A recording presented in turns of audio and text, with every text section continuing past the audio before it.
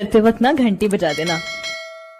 तो hello guys, हम हैं मुकेश कुमार, जो कि आज विसर्जन है यहाँ पे गणेश जी का। आप लोग देख सकते हैं अभी गणेश जी का लिया जाएगा और विसर्जन के लिए, जो कि आप लोग वीडियो में बने रहिए, देखिएगा।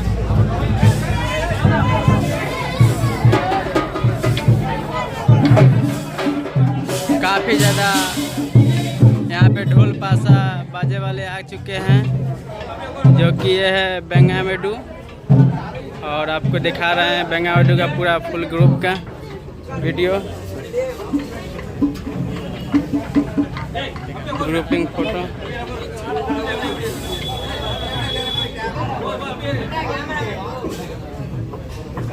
जो कि गाड़ी भी लगा हुआ है यहाँ पे, देख सकते हैं आप लोग, और यही गाड़ी से जाएगी जो कि विसर्जन के लिए।